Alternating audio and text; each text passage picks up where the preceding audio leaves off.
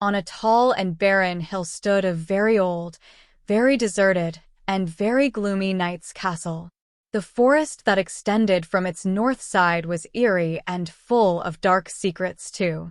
Those that lived in the other part of the forest avoided the castle, making wide circles around that area and rarely speaking about it out loud.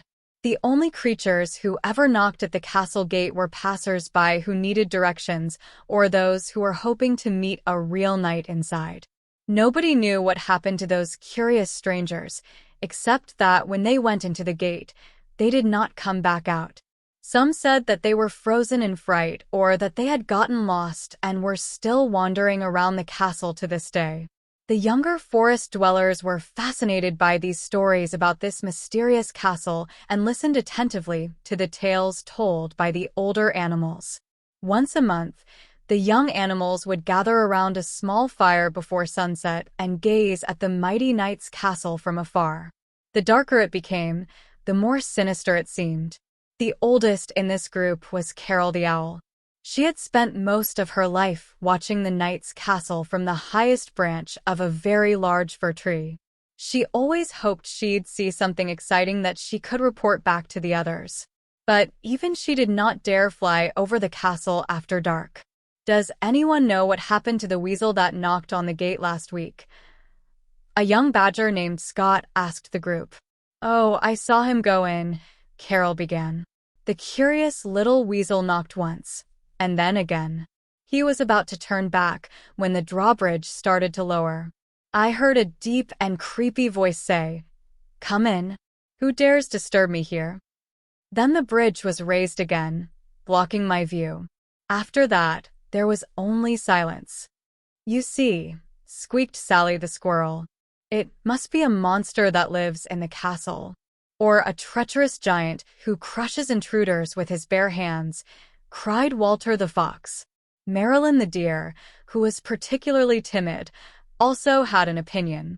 If you ask me, the ghost of King Leopold III lives there. That's what my grandmother told me.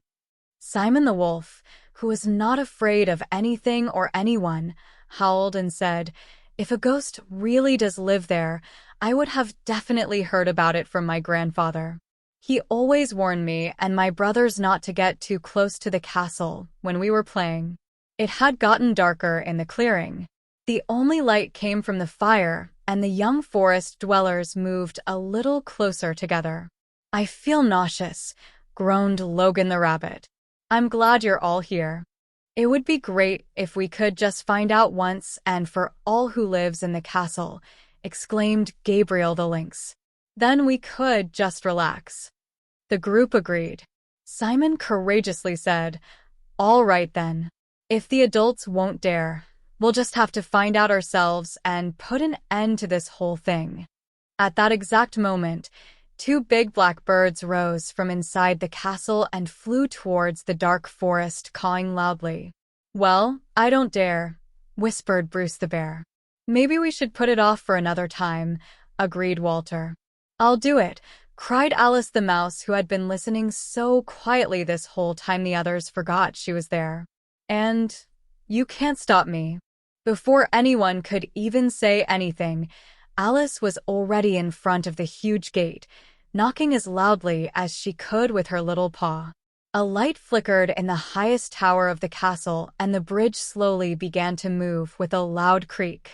We can't let Alice do this alone, said Simon, and the whole group of animals took off towards the castle.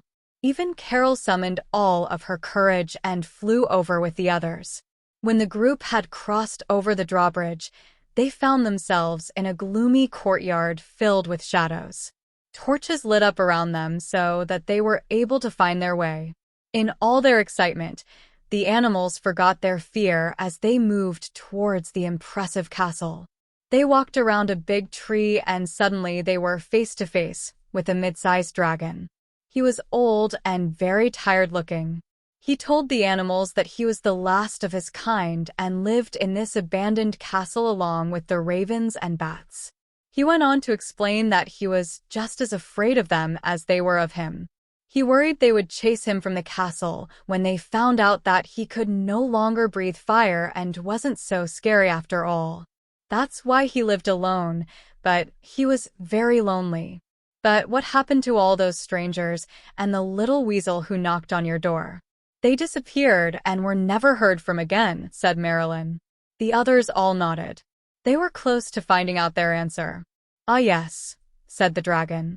The strangers are always curious. They are hopeful that they will get to meet a knight here in the castle.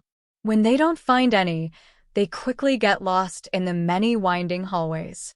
There is one particularly dark and narrow path that leads them under the castle vault, through a labyrinth and out to the other side of the river behind the castle.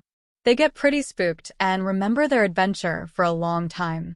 They certainly don't come visiting the knight's castle anymore, nor do they suggest anyone else should either.